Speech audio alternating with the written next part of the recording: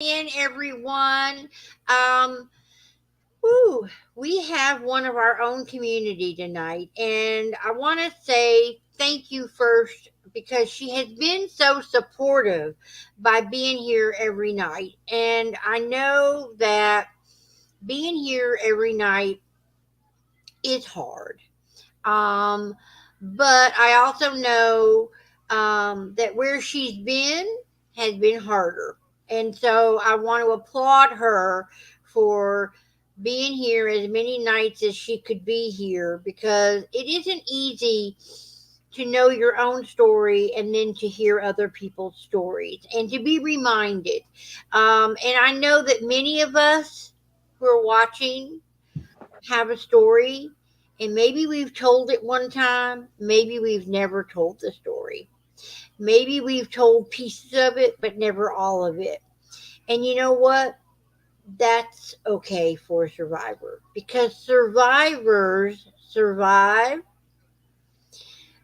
by rebuilding a life of trust and by rebuilding who they tell and what they tell and who they feel safe and comfortable sharing with. So I just want to say I feel very humbled and honored, Kimmie, that you would come on here and share so publicly um, your story. So I'm going to go ahead and I'm going to flip the camera. I want to thank everyone for being here. I know that Kimmie will appreciate the love and the support. So let me go ahead and flip the camera. Hey, everyone over on the Real Change page and all those other good places. Welcome in. Thank you so much for coming. I am. I want to make the screen bigger, but when I make it bigger, sometimes then you can't see both of us, and I have to keep going back and forth with the camera. So, Kimmie, welcome. Thank Welcome to Love Over Coffee, Voices Now Heard, a platform and a podcast for the marginalized, the silenced, and the abused. And I see lots of people that we know and love. And thank you so much, number one, for being in this community, not only of survivors, but of junk journalers, because I know I have learned from you. And I really appreciate your kindness in sharing all the things that you do and all the things that you know. But I'm going to start with the same question that I always start with, and that is tell us who you are, tell us where you've been, tell us where you're going, and please tell us only what you feel comfortable and safe sharing. So, welcome in, everyone, and welcome, Kimmie. thank you. Okay, my name is Kim, and I am a trustly believer of the man upstairs. Um, I have been. I used to be in struggle with like bipolar depression, anxiety, anger issues, PTSD, emotional, physical, and sexual abuse. All of it, and abandonment issues. I've been through it all. Um, that was the insanity of my life before.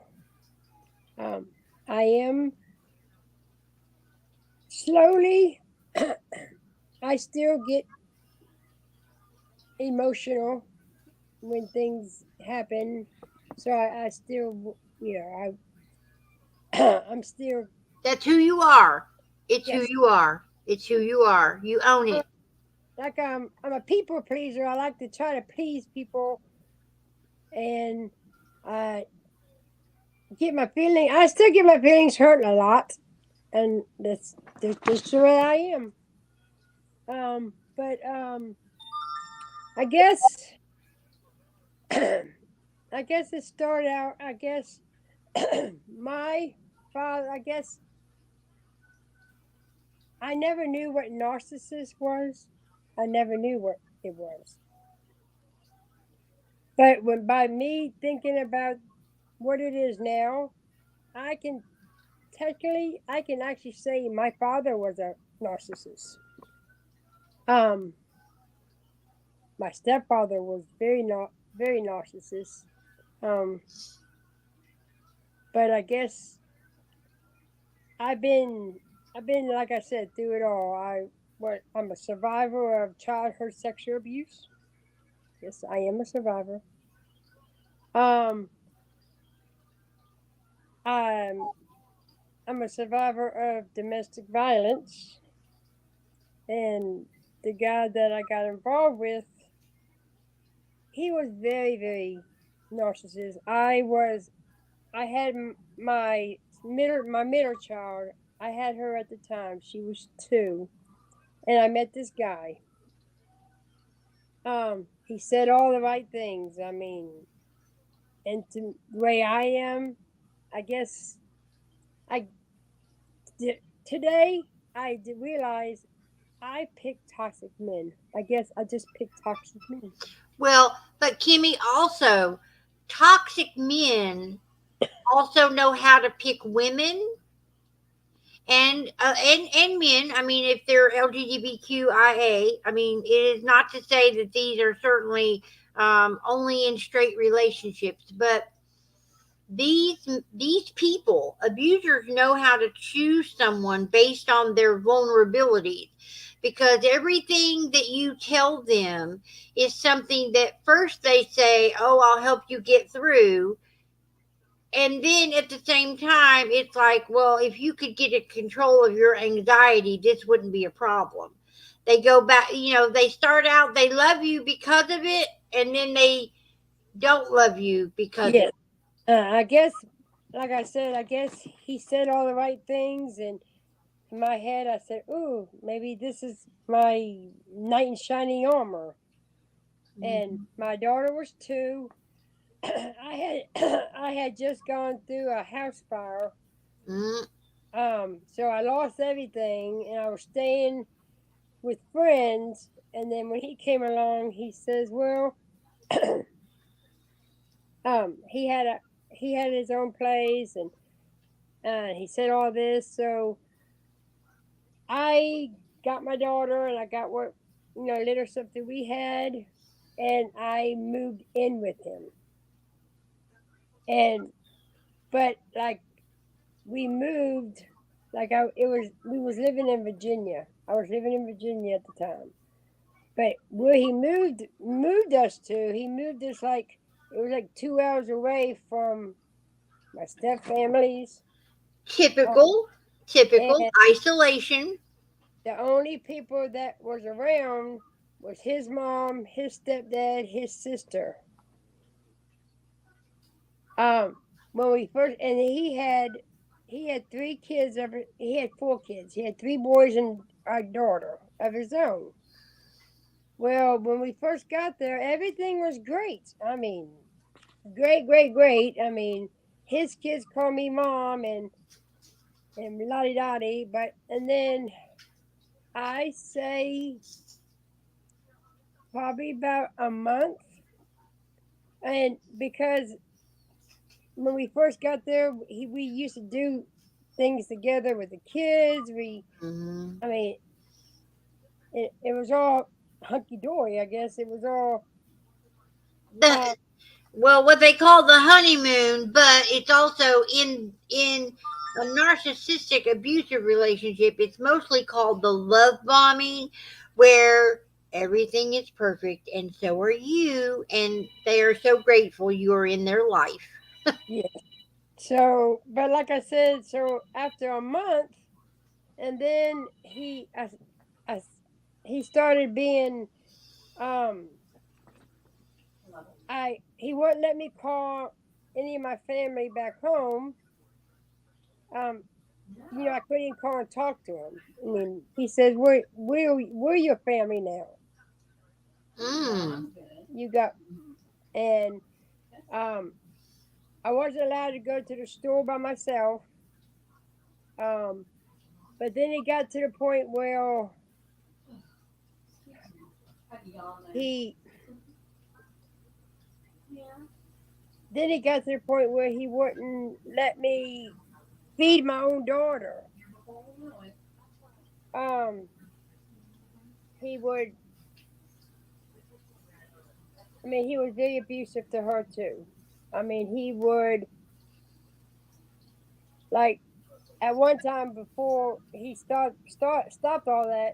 We would be in the kitchen, and I was sitting there, feeding her.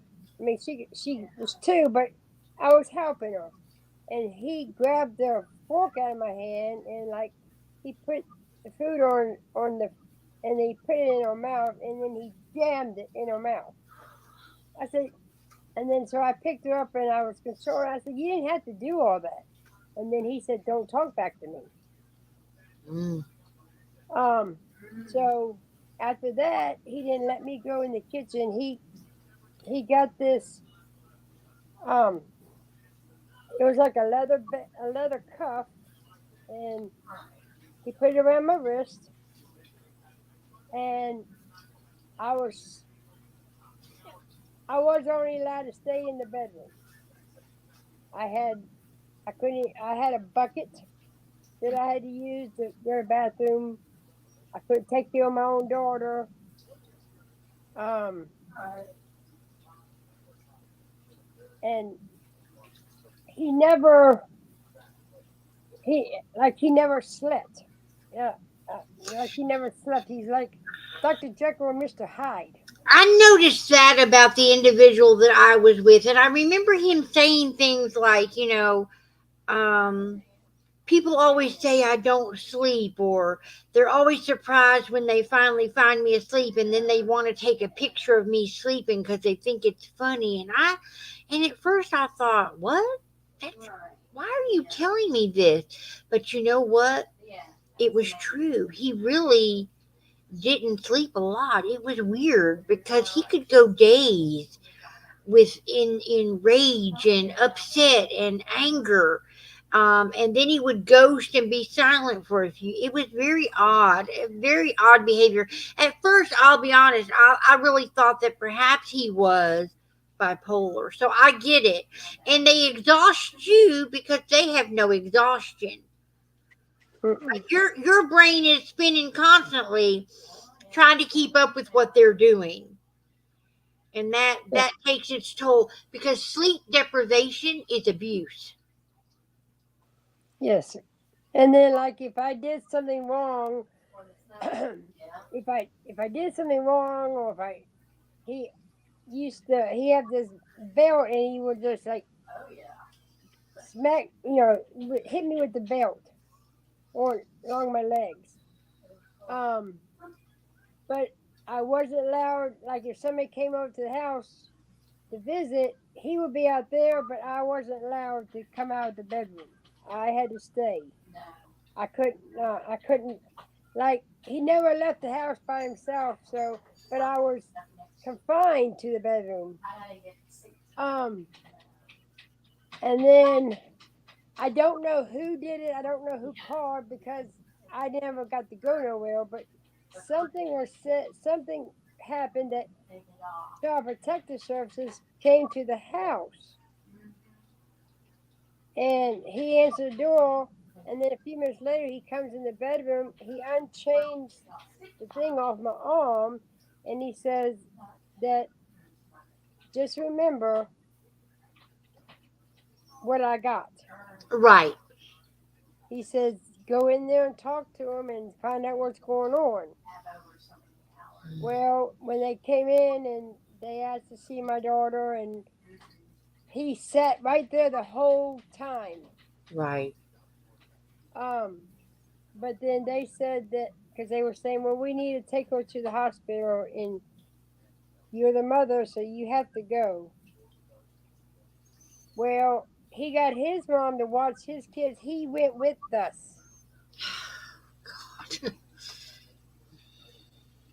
I said, and because I kept saying to myself, okay, I, I I can leave the house and I go with them and I can explain. He was right there with me. Well,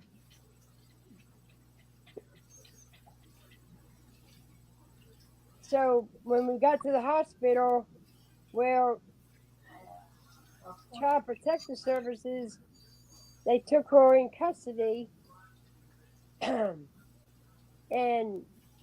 he's staying right there the whole time with me. And um, they asked me, was there somebody that I could call um, to come and get her until we can do all this investigation. He was putting everything off on me, on as it was me did that to my daughter. And I called my father, which, and at the time my father said, oh, he told me, he said, yes, I will be there in the morning. But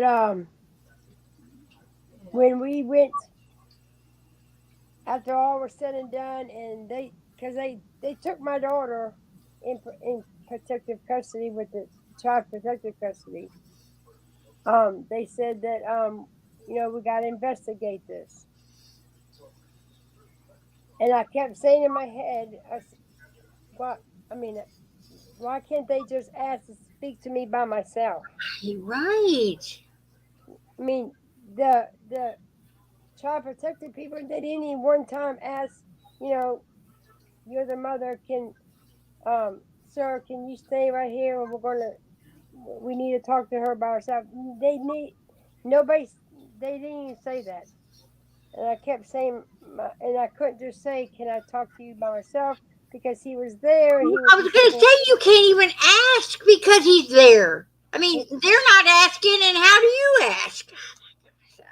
so they admitted her because he had broke her arm. He had broke his arm. And then they had asked where I got the bruises, which again goes back to the thing. Um,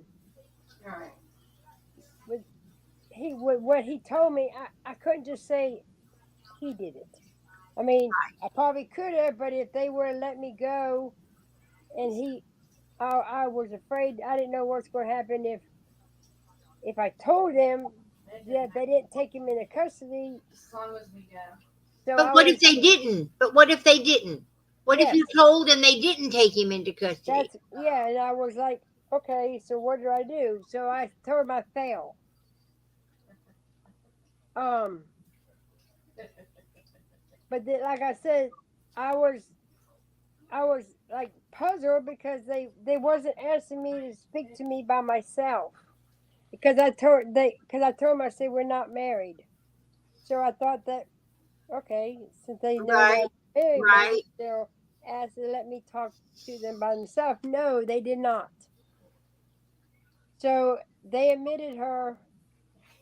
They wouldn't let that hospital would not let me stay with her at night because they said because we took her in child protective custody and it's under investigation. So they said that they couldn't let me stay with her. Because if they were to let me stay, I would, and then he could have went on home, maybe, Right. hopefully, but they wouldn't let me. So when we got back to the house, I went in the room and I shut the door and I cried. I was to my wits end. Well, you'd I been holding it together, barely, I'm sure, for hours. and then I couldn't even bring my own daughter home. She's up there at the hospital, and he's telling them that she got angry and she whipped the daughter's arm, yanked her up by her arm, Right. and I, but I just don't understand why they couldn't just ask to speak to me by myself. But Well, and then, I have known cases where um someone someone sneaks a note to someone. I mean, this is not what should happen. I mean, it should be that it's just like with Gabby and her boyfriend, her fiance. They should have separated them both by possibly taking them both in Mm-hmm. to jail, separating them and talking to them separately with some safety. But often you can't expect someone who's being abused to speak in front of the abuser because they barely know how to speak without the abuser having control even when they're not in the room. That's the thing. Abusers learn to have control even when they're not in the room because the control comes from all the things they've told you. Well, I'll hurt you. I'll hurt your family. I'll take you away. I'll take your child. I won't let you do this. I won't let you do that. And when those tapes play in your head, Kimmy, they don't even have to sometimes be in the room to control. Mm-mm. I just, um, I know when when my father got down there the next day, and when she was ready to leave, they gave my father they gave her to my father and my stepmom. Um, and my father at that time he told me, he says, you get better. I'm not taking her away from you. Famous last words. But I hadn't been. She'd been with me. She was 2, Right. and now she's not. That's the first time I actually tried suicide. My first and only time I tried suicide. Um, I was I had gone in the kitchen. I got a knife, and I I told everybody, "Don't come near me. Don't come near me." And then um, somebody called the ambulance, and they got there, and I don't remember much of that. The one of the ambulance guys that worked the ambulance, he actually worked at the mentor facility that I went to. So he kind of once, because I actually volunteered myself into Hmm. Hmm. because he said when they finally got the knife away from me and they got me on the stretcher, he said I just broke down. He said I used a whole box of tissues. Um, when they got me to the hospital, he said that I just let it all out. I just let it all out, and um, I was telling them everything what he did, and Right. um, but at the time they didn't know if that was just me being delusional because I was. Mm. Mm. But they asked somebody I from the know my mental. friend Gina has a lot to say about that because they immediately will say that you're overreacting and over emotional and too emotional and too this and too that, and they don't want to understand that you just want the abuse to stop and that what's coming out is what has been held in. Well, they asked if I would volunteer myself, and I said yes. This was like midnight because when I went to the hospital, I can remember the only thing I had on was a shirt, a pair of pants, and a pair of sandals. That's the only thing I had when I went into the hospital. I went straight from the hospital emergency room right to the mentor facility. I spent 5 months in a mentor facility. Someone is saying on TikTok, it's so hard when you're scared and you already feel defeated to even to even speak up, to even speak your truth. Um, Uh, um, wanted to share with you some of what the community um, they also first goal was reached, so we repeated the goal. Um, so how did so 5 months in a mental institution. He and he actually went back and told my family where I was living that she just went crazy and she beat her daughter and she said that I did it and blamed me and all that. Typical. That's Um, unfortunately typical. and then but my family also, they actually made a trip to where we was at, and my what my daughter's father and his mom made a trip, and they made a trip where we they was living, and they almost my my daughter's father almost went to jail because when he got there, his sister and his mom was telling the guy's mom that he said, "You are lying. You lying. That is not Kimmie did not do that. She wouldn't even spank that child on her diaper, on her butt with a diaper." Um, but yeah, my daughter's father almost went to jail because he almost just decked the guy's mother. I mean, just he went off. But it. So I spent 5 months um when I got out because I met the guy that I my first husband. He was actually there, but he was there for other reasons. He wasn't crazy or whatever. But when Right. he got out, because he was from Texas.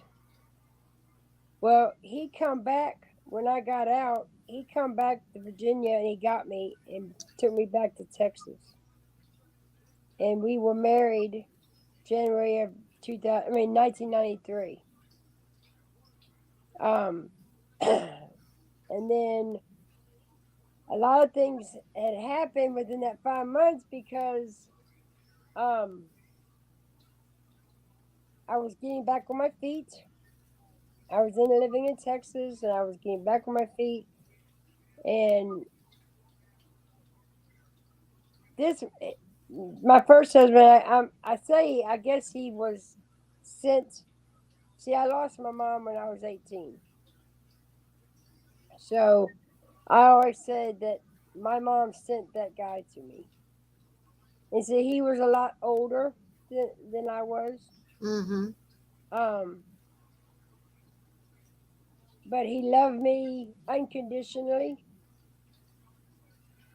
Um, he spoiled me rotten. I mean, we were together 11 years. There's But nothing wrong with being spoiled rotten.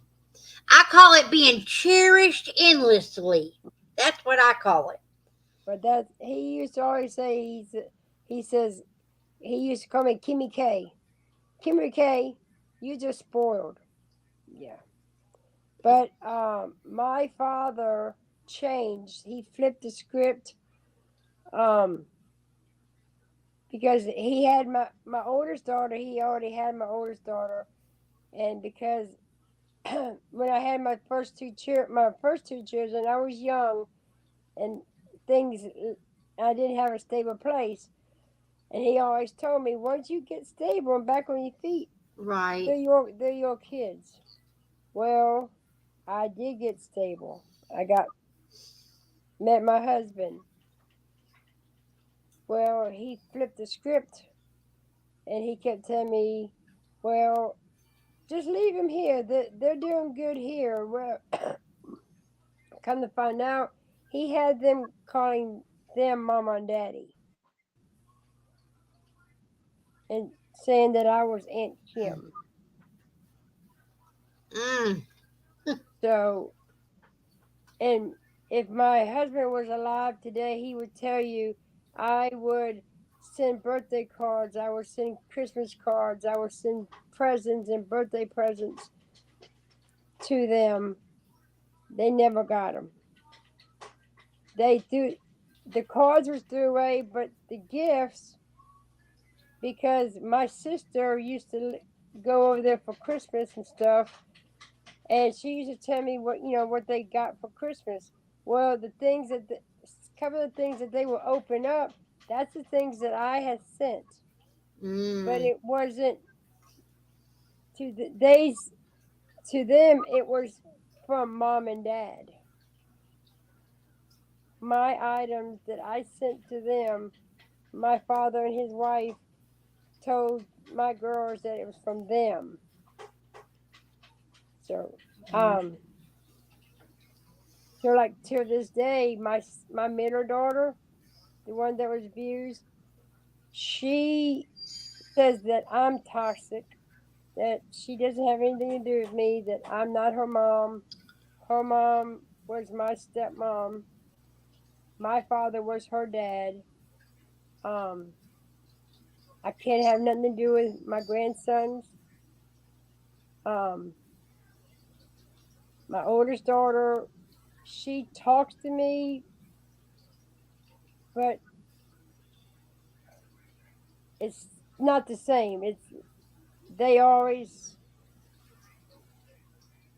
they call them mom and dad. The only one I have, my youngest, she lives with me now, and I have my grandbaby that lives with me. That she's been the only home she knows is my home. Um, but So, Kimmy, having been a trauma survivor as a child, and thank you, we have just reached our goal for the second time, Kimmy. I think you're loved, thank you. loved and supported. Thank you so much, everyone, for being here for listening to Kimmy's story. So, Kimmy, how have you?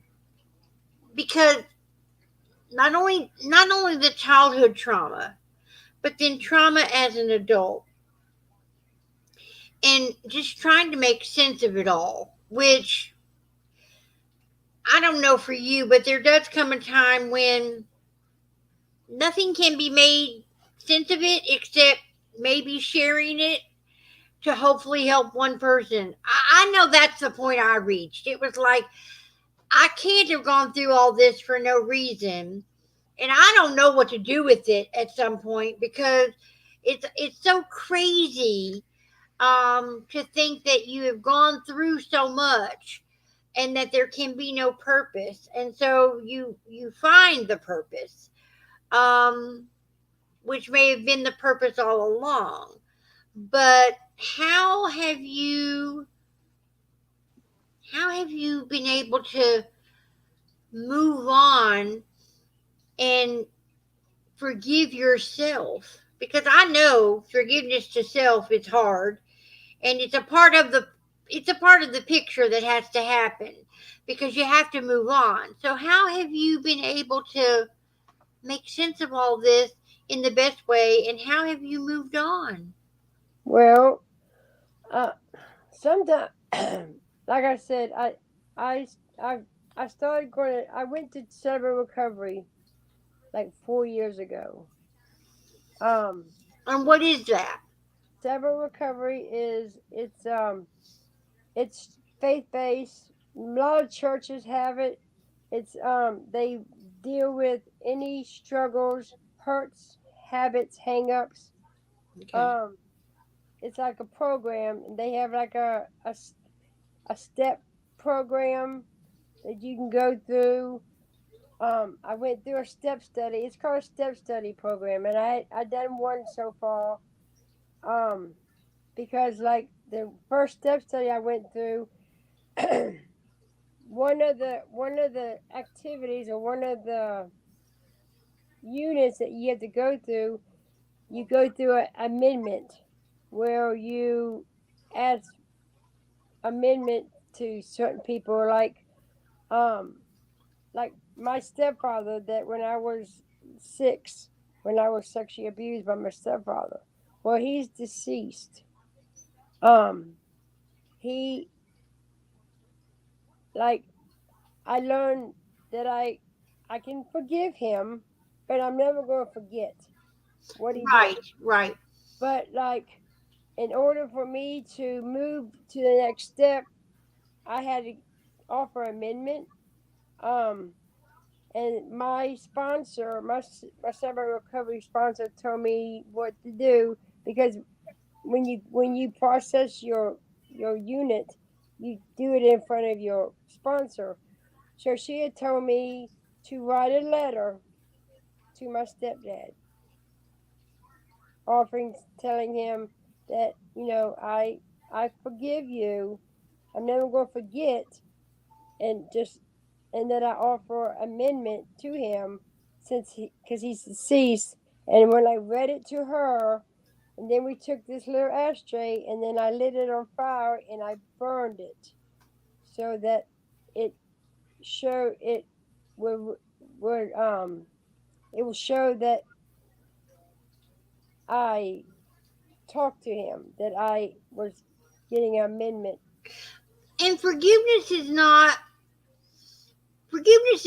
I want to have a great relationship with you and I can't wait to hang out with you Mm-mm, again. no. Forgiveness is not about that. Forgiveness is, as Aaron said, um, forgiveness is about loving yourself enough to let go of what you feel, whether it's true or not, letting go of what you feel, the part you played in something, or or forgiving yourself that you didn't see what you were supposed to see, or you didn't do what you were supposed to do, or you couldn't do what you needed to do.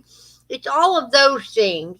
But then also, you know, I saw a quote a long time ago, and I heard it first on Oprah Winfrey, and that was, forgiveness is giving up the idea that the past can be any different.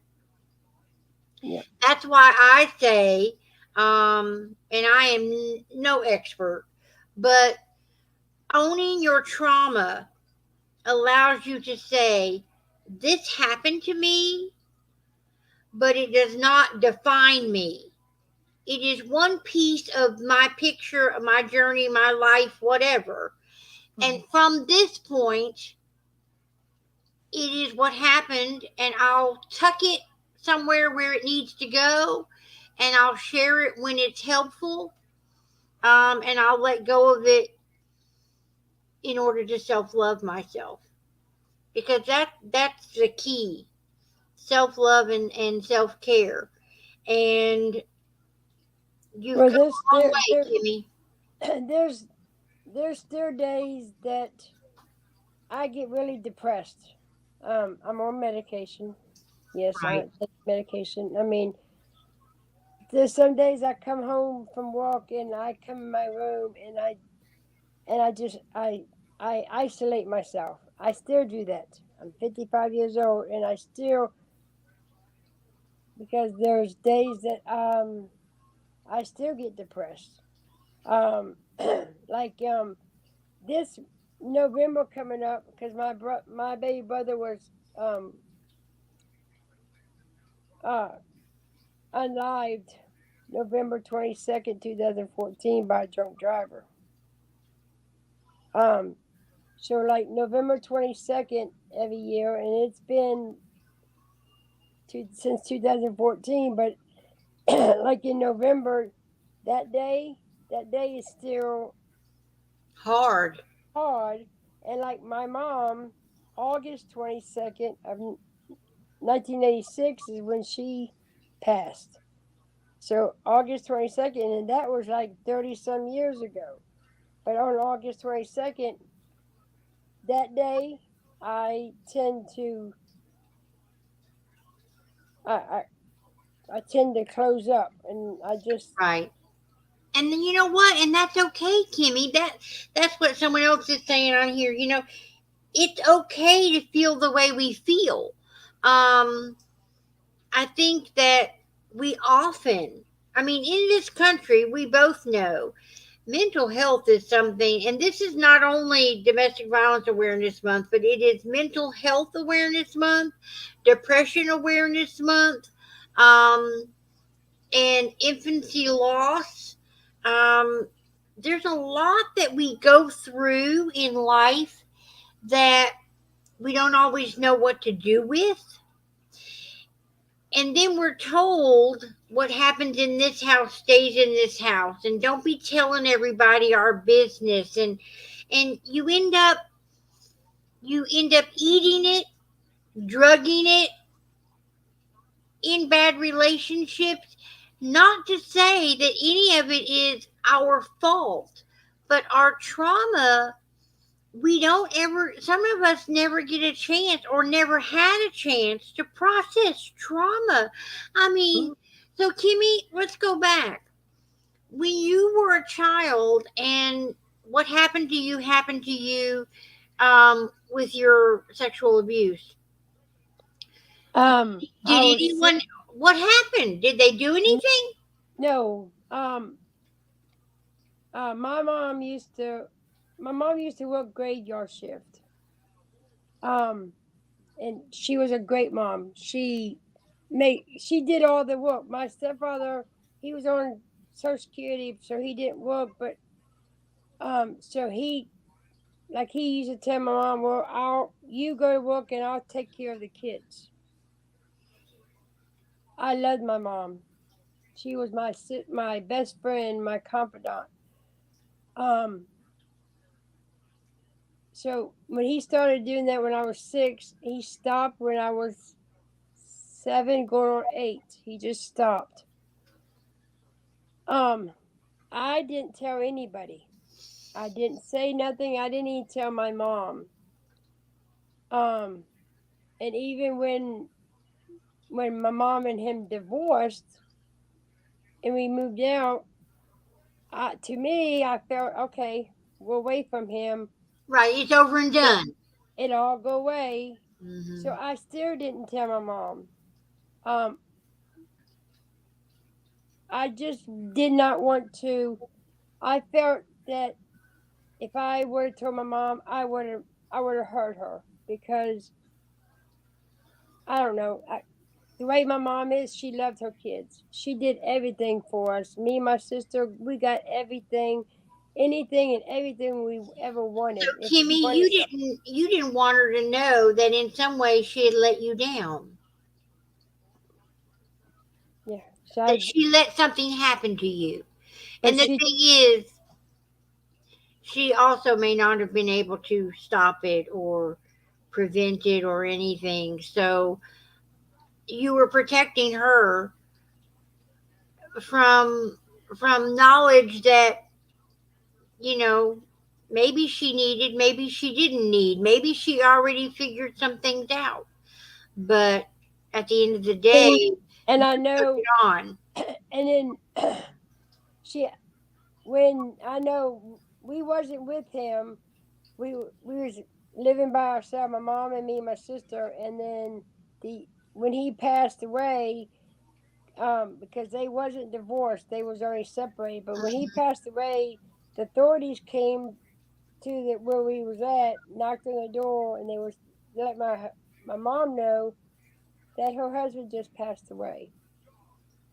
Well, when she come in there, she was telling us that about him passing away. Well, I didn't shed no tears.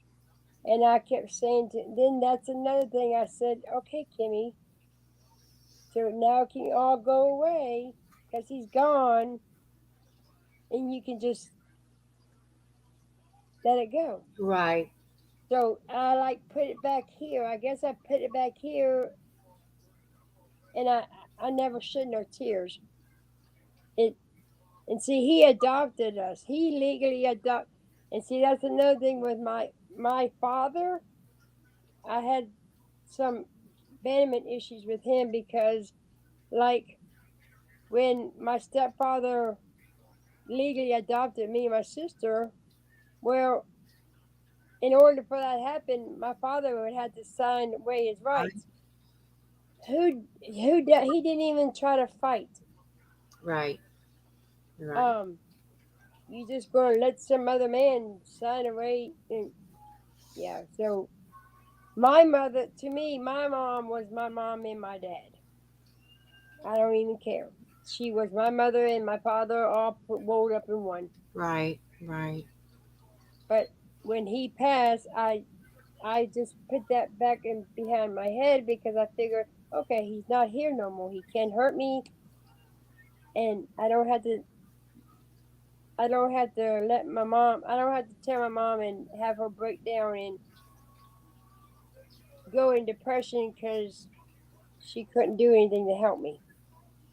I, that's what I thought. If I were told her, she would have got upset and probably got depressed. Right. Right. Well, So and as Aaron is saying on TikTok, protection and not wanting to tell and not wanting other people to know the shame and the blame and the embarrassment. I am thankful and grateful that early on I decided, and I don't know why, but I decided, whatever you say about me, go ahead. Um, Whatever I tell, yeah, I'm going to tell. Because abuse rests in those crevices of privacy, lies, and secrets. And I knew that what I had lived was not normal. That's what Aaron is saying. It gets to where the abuse we live becomes the normal. And this is why people repeat the cycle, because when you don't feel good about yourself, and you don't know how to speak up for yourself or set boundaries for yourself, and you don't have respect for yourself, it's easy to go down the road and find other people who don't either. And then we blame ourselves. Then we blame ourselves for, why did I meet this guy, and why did I, have this friend, and why did I work at that place? Because, you know, what becomes normal isn't normal. I'm not even sure what normal is at this point. But I don't. I know I yeah, don't. it's just, we take on so much and we never get a chance to let it go. Um, because even as we share, even as we share, there are people who judge. Why didn't she leave? Why did she stay? I can't believe she let that guy do that. I can't believe he controlled her so much. Why didn't she stand up for herself? When you have been traumatized as a young child and that carries forward, the child who learned to cope by being quiet is the same child that learns to be quiet as an adult. Well, I've always had very, very, very low self-esteem.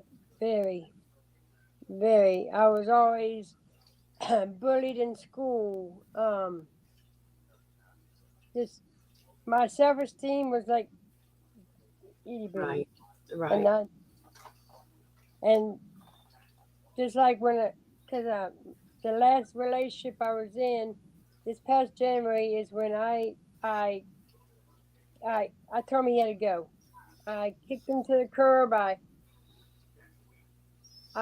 said I can do bad on my own. I I don't want. well, and Kimmy, I look at you and then I look at me, and I happen to think that we are both beautiful women. But I also know, I look at myself and realize I've just gone through surgery to remove all my teeth. I have curly hair. I wear glasses. I'm not skinny. So all the things in my life that told me I wasn't beautiful, and I see you and I see beautiful. Well, that's But what yet we don't see everybody. it in ourselves. Right. I see it because I'm heavy. I see you skinny. It's like, well, then I should be like her.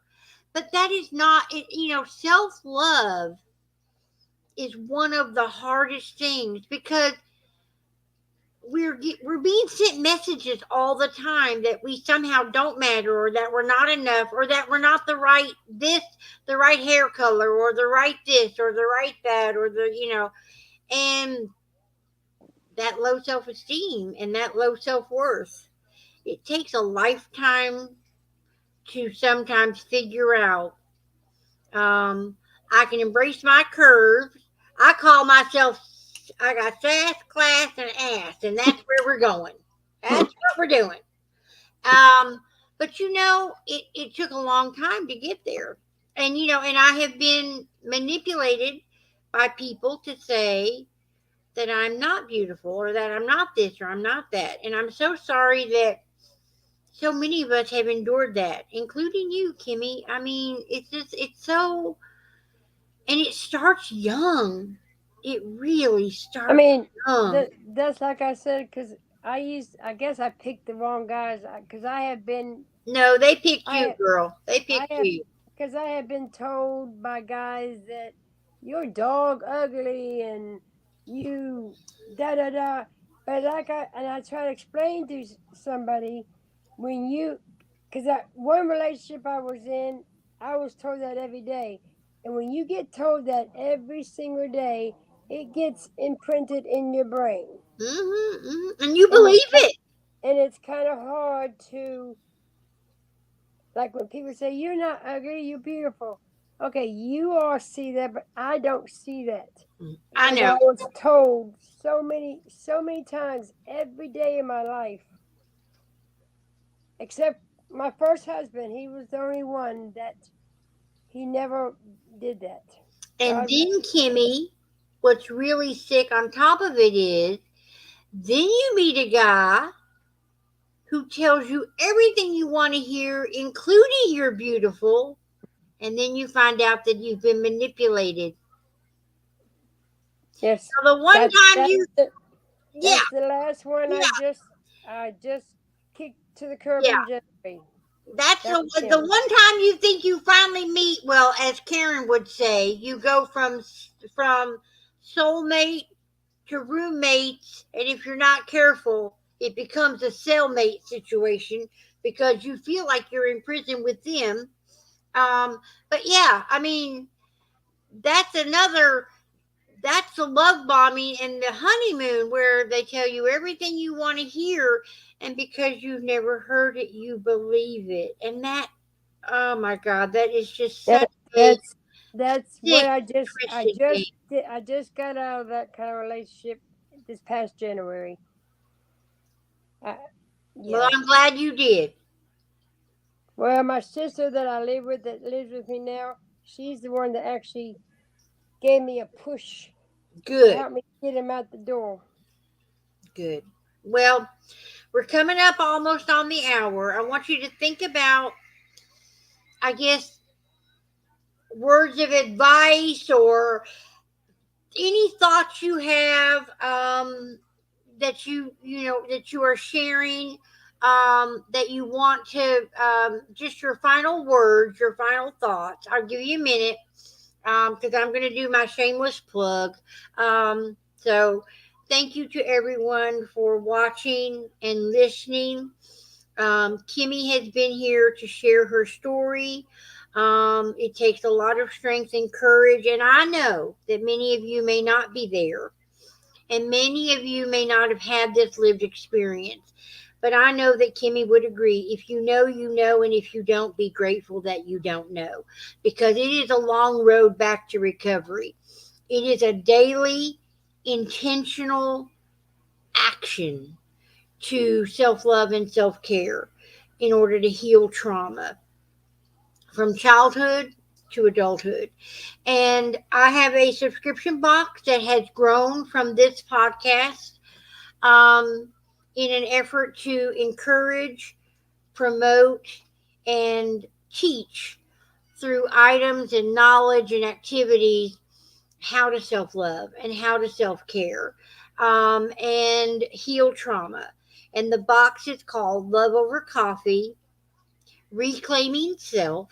We're on box number 3, and it is basically this particular box is focused on healing your inner child because just like in Kimmie's situation and in my own situation, I was sexually abused at 10.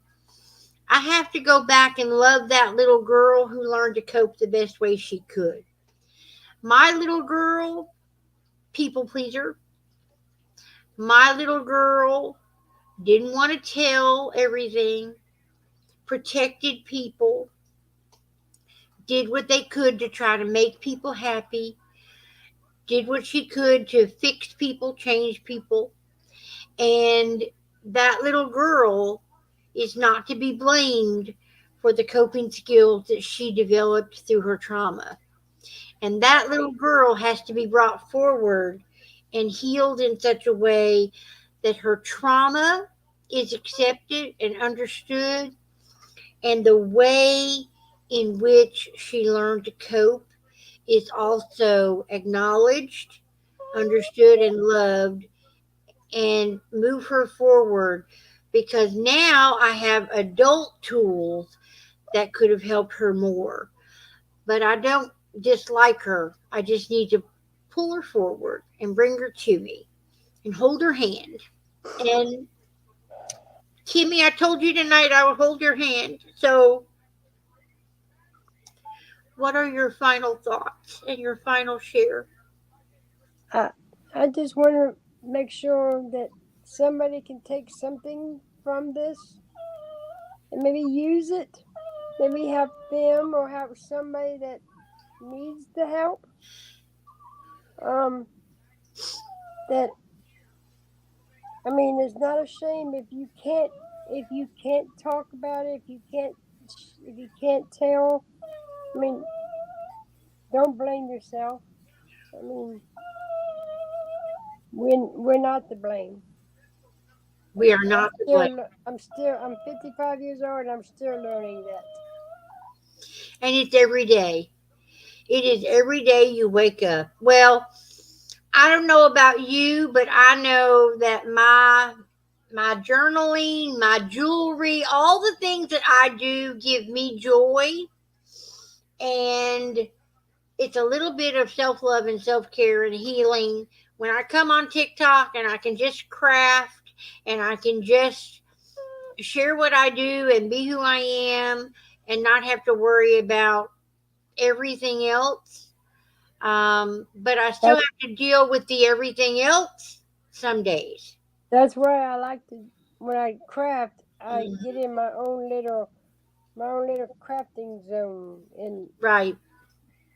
I, Well, if you're not following Kimmie and you're on TikTok, please do so because she's got a TikTok shop and she's got some things going on in there. And people are saying, we are not going to look at you any different. You are still who you are right now. Absolutely. That's from Treasures in Paper. Someone else says, you are brave. You are strong. You are beautiful. You are amazing. I love you and I stand by you. That's from Nicole.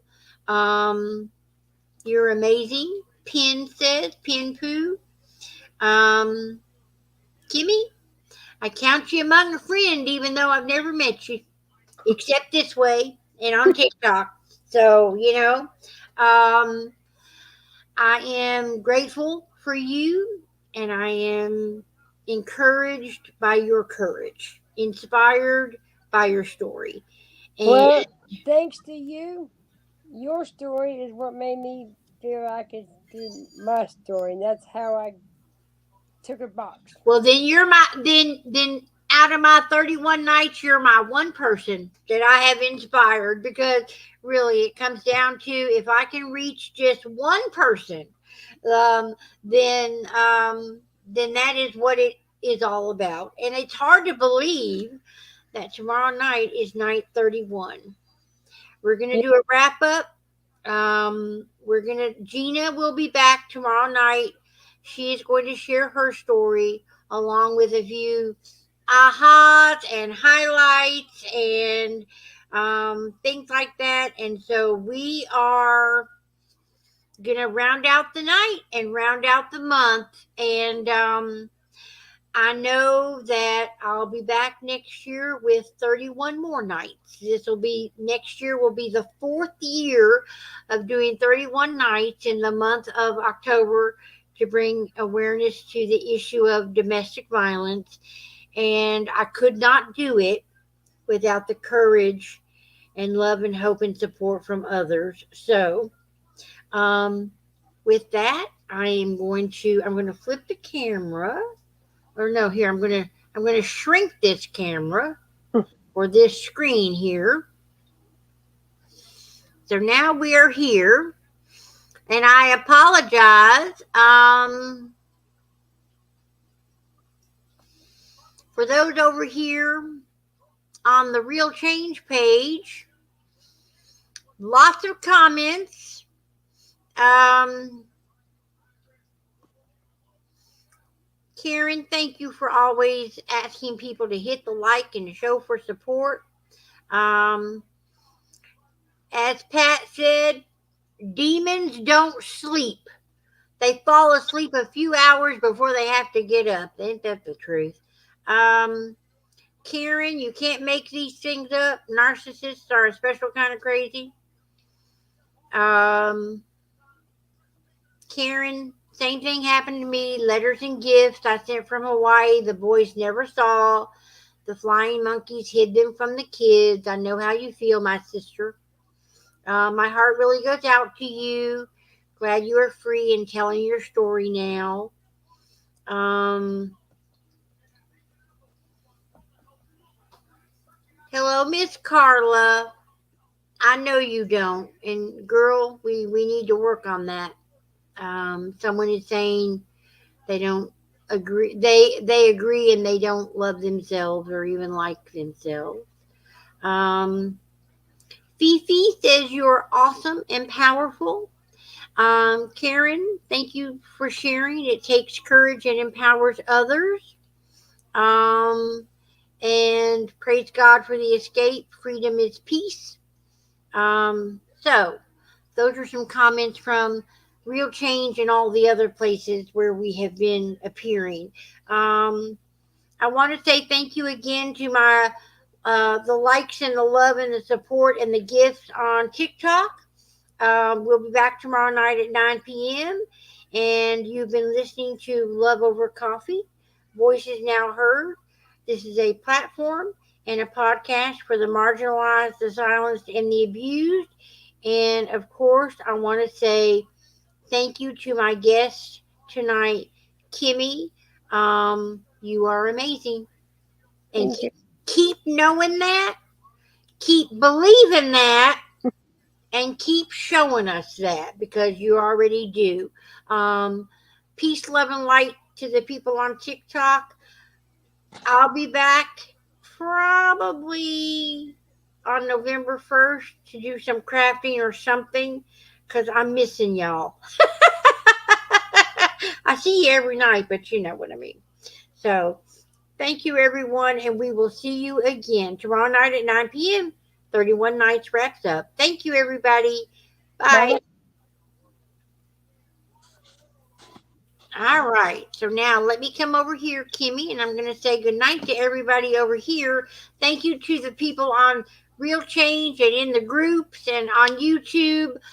If you haven't liked us everywhere, go like us someplace where you haven't already liked us because it helps with the algorithm. It helps get the story out more. Kimmie, we did reach 20,000 tonight on TikTok. Holy moly. And we met the goal a few times, so that should help the algorithm. So hopefully, tomorrow night's show will be a good wrap up for the month. So thank you, Kimmie. Hold on one moment and let me. I'm going to go ahead and end the live stream over here. Thanks, everybody. Have a great night.